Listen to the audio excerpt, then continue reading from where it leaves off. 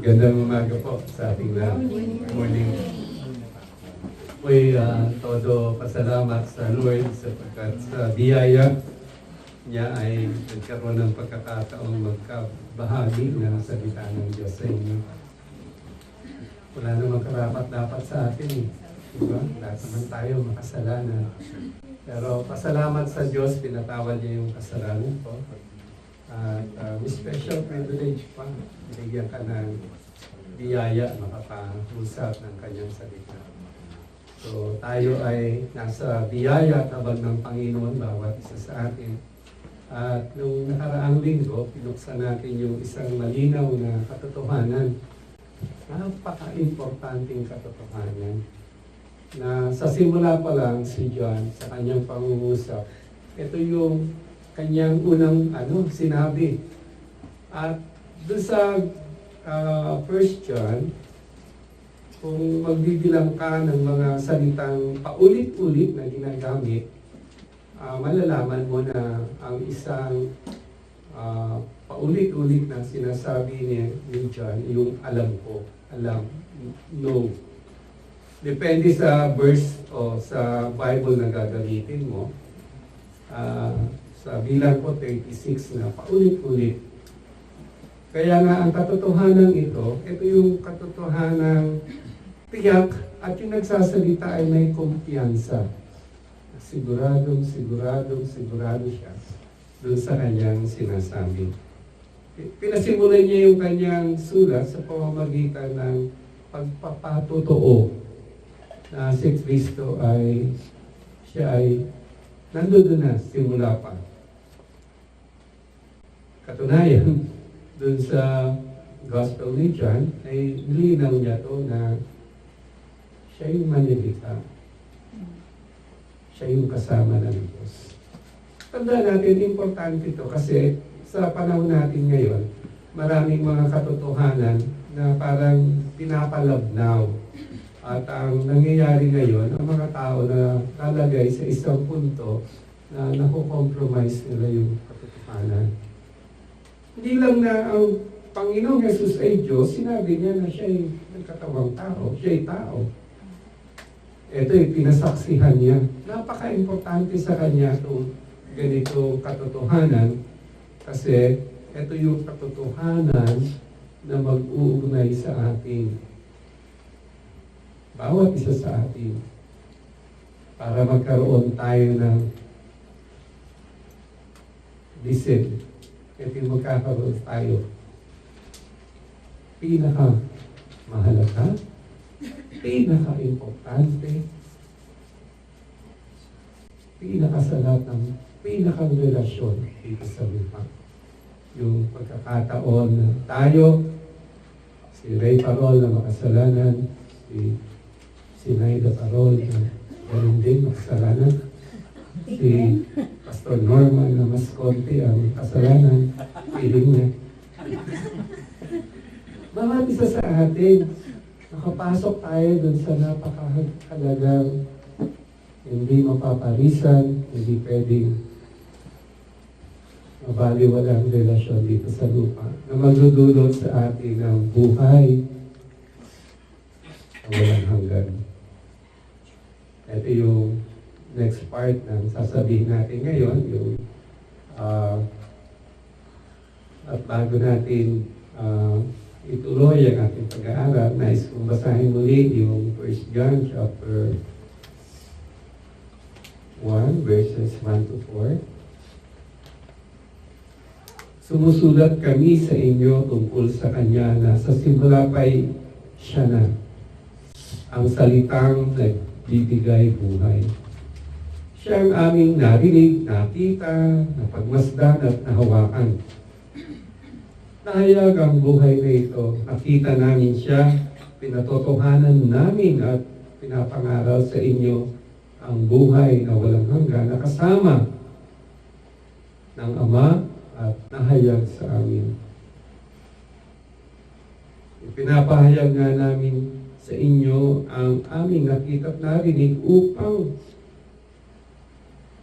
makasama kayo sa aming pakikiisa sa Ama at sa Kanyang anak na si Jesucristo. Sinusulat namin ito upang malubos ang aming kagalakan. Dalangin tayo, dakilang Diyos ng aming puso ay daos sa pasasalamat sa iyo sapagkat napakabuti mo. Tulungan mo kami bawat isa ngayong umaga upang matunghayan namin ang kapangyarihan ng iyong salita. Manalitay sa aming mga buhay. Araw-araw ang katotohanan ng iyo, Jesus bilang Diyos at nagkatawang tao. Nagkaroon kami ng kapatawaran sa aming mga kasalanan. Pinagpala mo kami at may pangako ka na buhay na walang hanggan para sa amin. Salamat po, Panginoon. Palain mo kami ngayong umaga. Amen. Ang katotohanan sinabi ni John, ito yung katotohanan pinamuhay nila at katunayan marami sa mga alagad ng Panginoon except John, na martyr, nagbigay ng kanilang buhay para sa ganitong katotohanan. Na martyr sila. May isang alagad na ang pangalan niya ay si Tomas. Nung nabuhay na magmuli ang Panginoon, nagpakita sa mga alagad, wala si Tomas nung una. Wala siya absent. Absent yung mama. Excited yung mga alagad, sinabi nila, kita namin muli ang Panginoon. Kita kasi nila namatay eh. At nung nabuhay na, nagpakita sa kanila ang Panginoon. Si Tomas wala doon, sabi ni Tomas, hindi ako bilib. Parang nag-hallucinate lang kayo. Sabi niya, less makita ko yung kanyang tama sa yung pako ng krus sa kamay at yung tama sa kagibiran. Hindi ako naniniwala.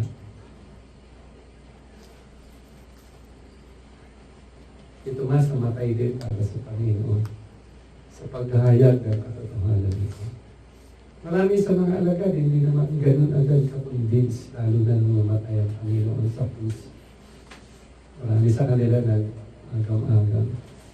Pero sabi ni John sa kanyang panimula, kami mga saksi, sila ay buhay na patotoo. Kasi itong panahong ito, second generation na ng mga believers eh. Marami sa mga old-timers gone. Wala na sila. Si John na lang ang nabubuhay. Actually, siya yung pinakamatagal na apostol na nabuhay at namatay ng normal death, hindi martyr. Kaya lang sa ikalawang pagkakataon, nagpakita uli ang Panginoon sa kanila habang sila ay nagmi-meeting. Sabi ng Lord sa kanya, hawakan mo yung kamay ko. Sagatin mo yung sugat, kagiliran ko. Alam niyo si Thomas, ang sabi ni Thomas, actually si John lang ang nag-record nito sa Gospel. Pinasa ko, ewan ko kung hindi ko napansin, pero sa Matthew, Mark, and Luke, yung mga Gospel, hindi ni-record itong sinabi ni Thomas. Pero nakita niya si Jesus na buhay na magmuli. Ito yung sinabi niyang katotohanan eh. Ikaw ay Diyos at ikaw ay ikatawang tao. Sabi niya kay Lord, my Lord, my God.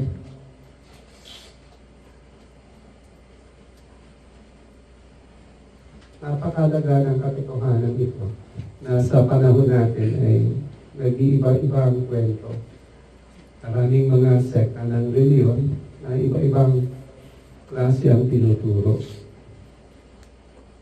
Pagaya ng pagpasok natin dito sa pangatlong punto natin yung ugnayan sa Panginoon. Alam niyo ba na minsan si Jesus, kausap niya si Pedro. Tinanong niya si Pedro, sabi gano'n niya kay Pedro. Sabi niya sa mga apostol, si Pedro lang laging spokesman eh. Lagi siya sumasagot. Sa panahon natin ngayon, hindi naman pero talagang pala sagot talaga si Pedro. Kaya minsan nare-rebuke ng Panginoon. Pero minsan tinupuri ng Panginoon. lakas ang loob niya. Sabi ng Lord sa mga alagad, anong sabi ng mga tao kung sino ako? Kasi ito yung babalik dun sa pagkakakilala natin kung sino si Kristo. Anong sabi ng tao? Sino ako? Sabi ni Pedro, ang sabi ng iba, kayo ay si John the Baptist. Sabi ng iba, si Jeremiah. Sabi ng iba, si Elijah. Sabi ng iba ay mga propeta. Ngayon, binalik ng Panginoon ang tanong sa kanila kasi napaka-pangunahin ang katotohanan ito eh. Ito yung magiging pundasyon ng ating ugnayan sa Diyos. Binalik ng Panginoon kay Pedro, kayo, ano ang masasabi mo tungkol dito? Sino ako? Sa chapter 16, verse 16 ng Matthew, sumagot si Pedro. Ang sabi niya, ikaw ang Kristo, ang anak ng buhay na Diyos. At dahil sa sagot na ito, sinabi ni Jesus sa kanya, pinagpala ka, Simon, na anak ni Jonas, sapagkat ang katotohanan ito hindi inihayag sa iyo ng sino man tao, kundi ng aking Ama na nasa langit. Yung katotohanan na sinabi niya. Ano yung katotohanan ulit? Ikaw ang Kristo, ikaw ang tagapagligtas, ang anak ng buhay na Diyos. Nagkamali lang isang malaking reliyon. Kasi dun sa verse 18, at sinasabi ko sa iyo, ikaw ay Pedro, at sa ibabaw ng batong ito ay tatayo kong aking iglesia. At ang kapangyarihan ng kamatayan ay hindi magtatagumpay laban sa kanya. Ang pinapatungkol doon ni Jesus na pagtatayuan ng iglesia, hindi si Pedro yung nagtatayo, kundi yung katotohanan kung sino si Jesus. Kaya huwag natin isnabin o baliwalain ang unang pahayag ni Juan. Sabi ko nga si Juan, tiyak siya sa kanyang sinasabi. At pag nagsasalita siya, yung sa buong liham niya, 1 John, kikita mo yung 36 times, yung yung katiyakan niya. Eh, maraming Kristiyano, dapat alam natin kung ganitong katotohanan. Kasi dito titindig ang ating pakikipag-ugnayan sa Diyos. Ang tanong, bakit kailangan magkatawang tao si Jesus? Bakit kailangan pa magkatawang tao si Jesus? Sa Hebrews 9 verse 22, sinabi sa atin ang dahilan, maliban mag-alay ng dugo para sa ating kasalanan, hindi tayo magkakaroon ng kapatawaran. Basahin ko. Kaya lang English itong Bible na ito.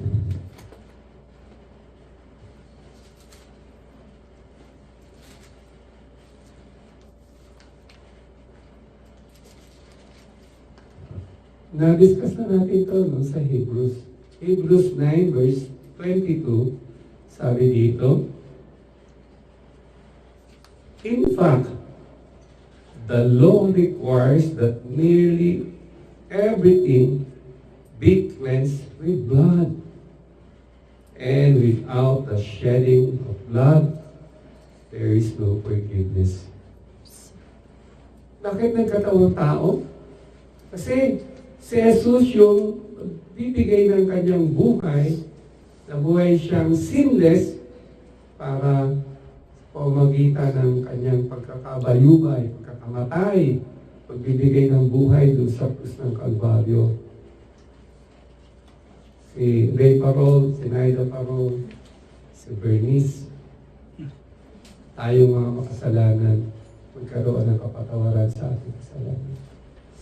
Kung hindi ginawa ng Panginoon Jesus magkatawang tao, walang kapatawaran sa ating kasalanan.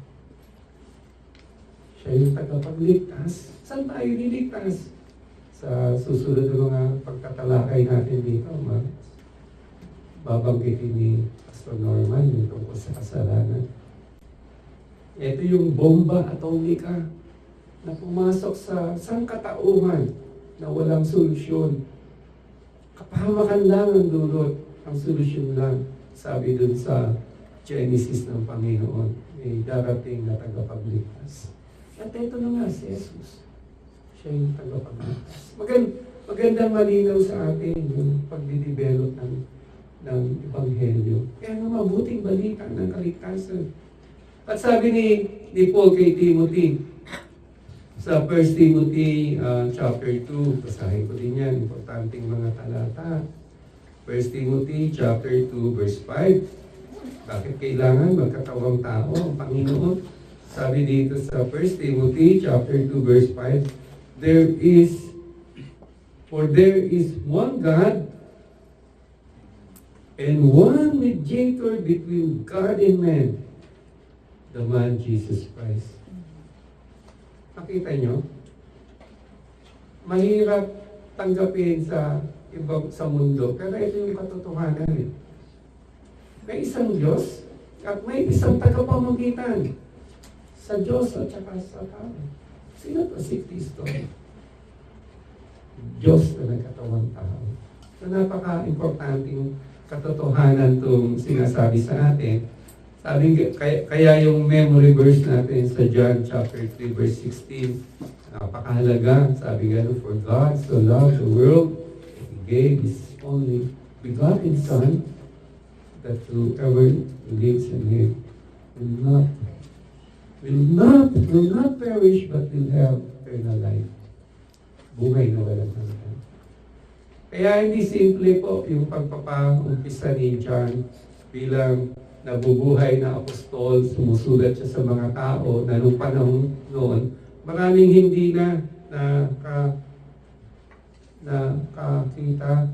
nakita ang Panginoon.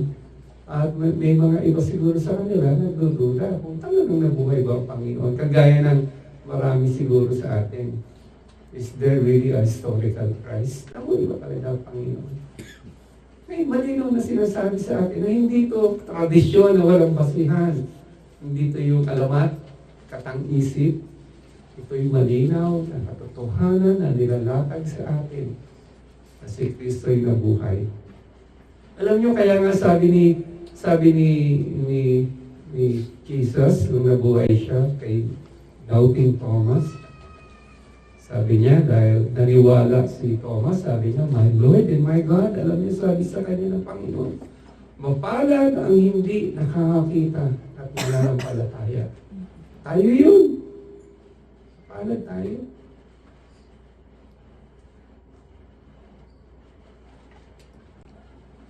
Hindi natin nakita si Jesus, and yet in our hearts, we acknowledge Him as our Lord and as our God. At dahil dyan sa ganyang acknowledgement, alam niyo sabi ni John sa kanyang Gospel, 1 John chapter 1 verse 10, sabi dito, basahin ko, dumating ang salita, si Jesus, salita ng Diyos, sa sanlibutan, ngunit hindi siya kinilala ng sanlibutan ito na nilikha sa pamamagitan niya. Pumunta siya sa kanyang bayan, si Jesus pumunta sa kanyang bayan, ngunit hindi siya tinanggap ng sarili niyang kababayan. Ito maganda. Subalit, ang lahat na tumanggap at sumampalataya sa Kanya ay binigyan niyang karapatan na maging mga anak ng Diyos. Amen. Amen ba no? Amen. Anong blessing natin ngayon? Because of our faith in Christ, now we are considered as mga anak ng Diyos. At dahil dito, pumasok yung pangatlong napaka-importanting halaga ng sinasabi natin, ang katotohanan na nagkaroon tayo, kagaya ni John, kagaya ng mga apostol, ng ugnayan sa Diyos Ama at sa kanyang anak na si Jesus. Hindi ko maling opinyon, hindi ko haka-haka. Ito'y katotohanan. Ito'y katotohanan. Kaya nga yung anghel, nung malala nyo yung papanganak ang Panginoon, nunta siya doon sa sa mga pastol ng mga tupa. Natakot yung mga pastol pero sabi ng anghel, hindi. Huwag kayong matakot. Mabuting balita na may malaking kagalakan ang dadali namin sa inyo. Yun ang nga, ang tagapagligtas natin.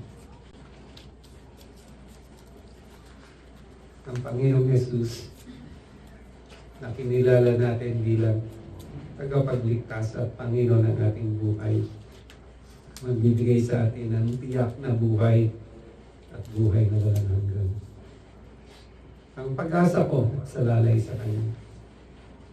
Mahirap ang buhay, hindi simpleng mabuhay. Mahirap. Pero sa biyaya ng Panginoon, kakaroon tayo ng magandang buhay.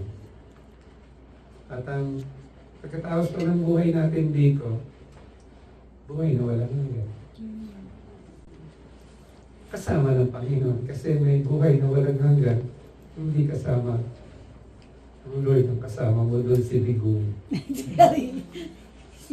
Ako, gusto ko si Lord ang kasama. Ha? Sabi niya, ginigising ko lang kayo.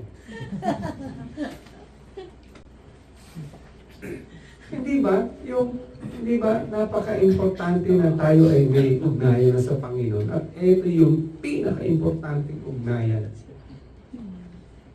sa buhay ngayon. Dapat ito yung pinagyayaman natin. Na dapat bawat oportunidad na makilala natin ang Panginoon, mapaglingkuran natin siya, masamba natin siya, ibigay natin. Pag may problema ka ngayon, kanino ka lumalapit? Pag may desisyon kang gagawin, sinong basihan mo? Pag may mahalagang sandali sa buhay mo, ano prioridad mo?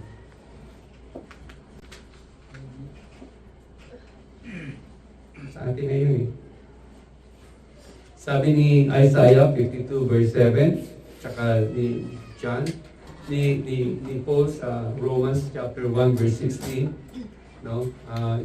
The gospel has the power to forgive us, to save us. Ito yung meron tayo ngayon. Sabi nung Romans chapter 5 verse 8, yung pag-ibig at habag ng Diyos, binuhos sa ating buhay ngayon. Praise God. Mahal ako ng Lord. Praise God, mahal ka ng Lord. Kahit makasalanan ka, mahal ka ng Lord. Kasi may habag siya sa iyo. At dahil dito patuloy pa rin tayong binabago ng Lord.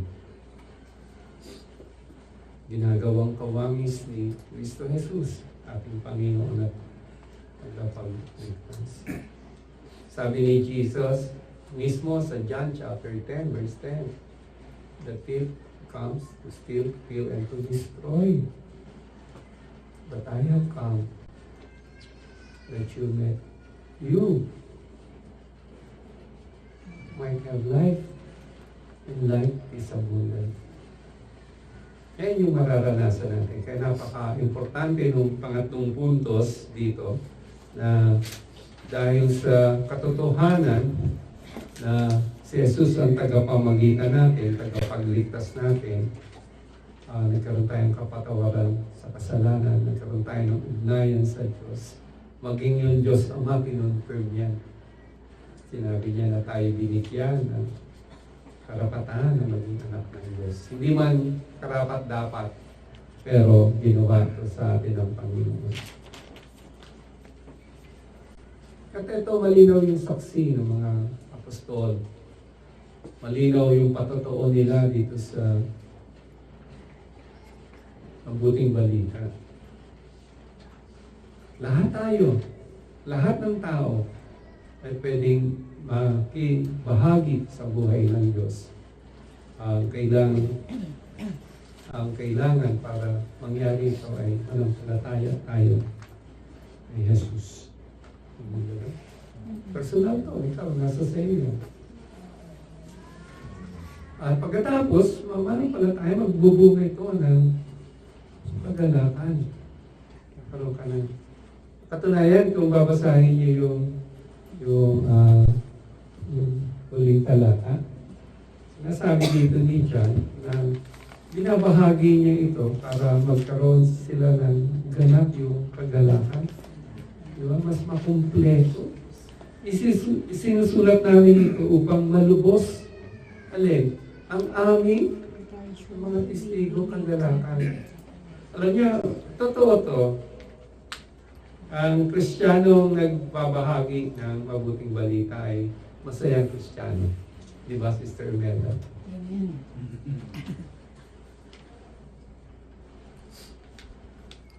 Sana hindi ako magkamali dito.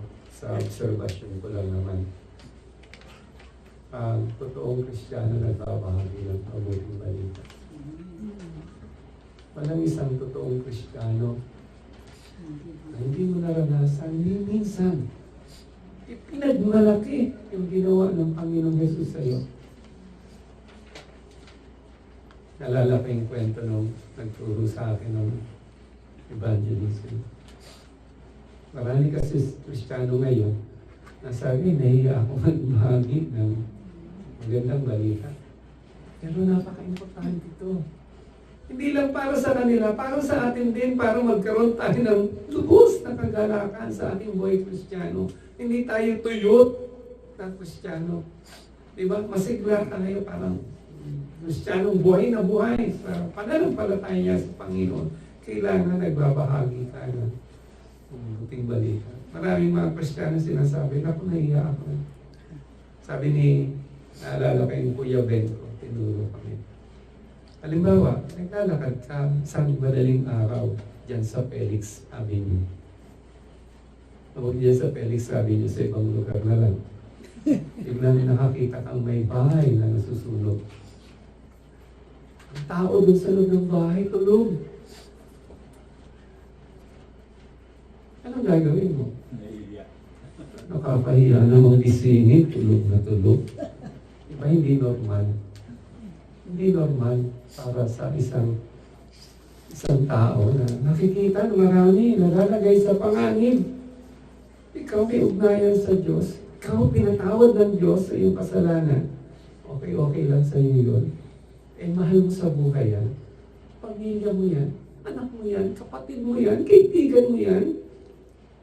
Boss mo yan. Baliwala lang sa iyo. Hindi ba parang nung bata pa ako nagkasunog dun sa kapitbahay namin. Tulog kami. Pero gulat kami, bahay namin binabato. Uy! Mga kaaway ba tayo? Ba't may bumabato? Yung pala may sunog. Inigising kami. Hindi kami nagalit dun sa bumato sa bahay namin. Basag-basag yung salamin namin. Pasalamat kami sa kanila dahil ligtas nila kami sa tiyak na kapahamakan. Praise God, Kristiyano na ako nung hindi naman nasunog yung bahay namin. Tumigil yung sunog. Salamat sa Panginoon. Pero pasalamat ako may mga tao, may malasakit. May mga tao na alam nila ang totoo. Alam nila may kapahamakan. At tuminig sila para sa katotohanan. Gaya yung sinasabi ni John dito. Ang sabi niya, habang ginagawa namin ito, nalulubos ang aming kagalakan. Katunayan, nasabi ni John to with experience. Kasi lahat ng mga kasama niyang apostol, patay na martyr. Una si Stephen, na binato hanggang mamatay, sabi dun sa mga gawa. Sa tradisyon, si Peter ay papako din sa krus. Sabi ni Peter, hindi ako karapat-dapat. Kaya pabaliktad siyang pinako.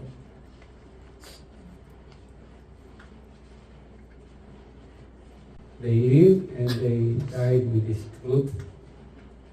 Mga kapatid, si Jesus na Diyos, katawang tao,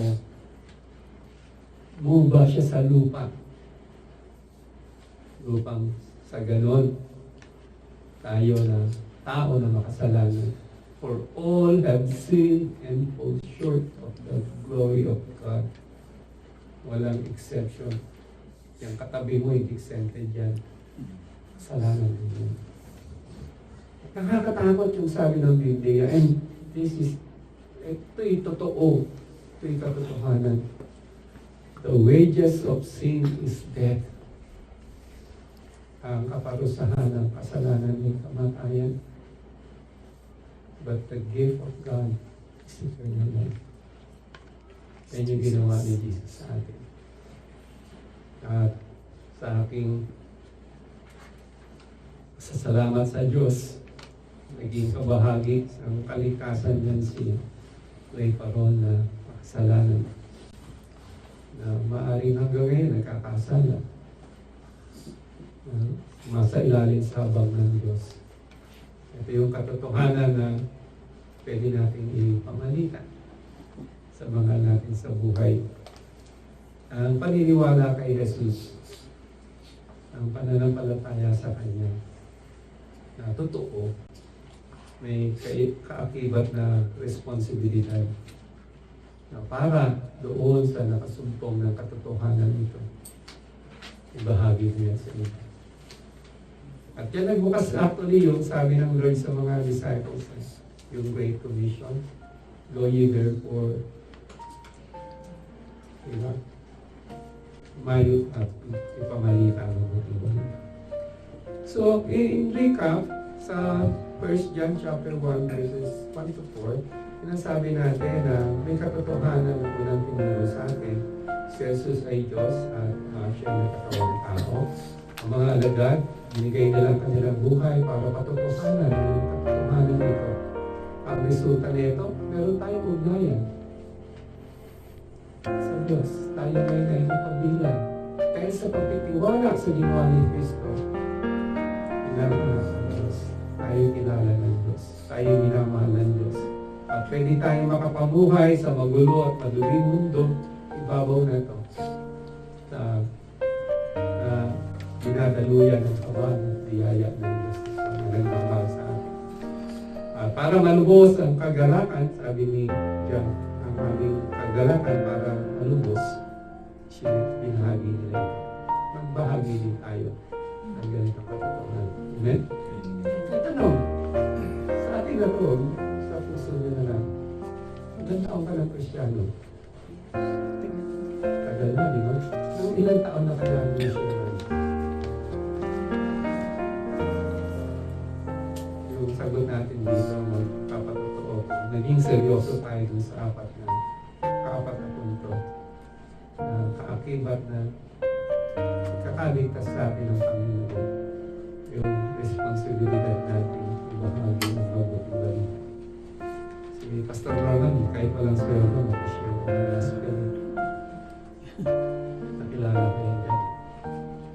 Si Pastor Vince, dinala ko sa spotters area sa ilalim ng hagdanan. Share ng gospel na English na translate ko sa mga. Pakita mo si Pastor Vince ngayon sa States. Minsan, street preaching niya ng gospel. Ang mga taong nag-umapaw sa kagalakan. Musunod sa kalooban na Diyos. Amen po ba na? At sa susunod na bahagi ay tutuloy ni Pastor Norman sa chapter 1 verses 5 to chapter 2. Anyway, ayun yung schedule po natin. Hope may natutunan kayo. Let's pray. Dakilang Diyos ang aming puso ay taos sa aming pasasalamat sa iyong kabutihan. Simpleng katotohanan, ngunit nawa, bawat isa sa amin natutunan ito. At ipinamumuhay ng katotohanan ito. Pagpalain ang bawat isa sa amin sa life yun po. Tulungan mo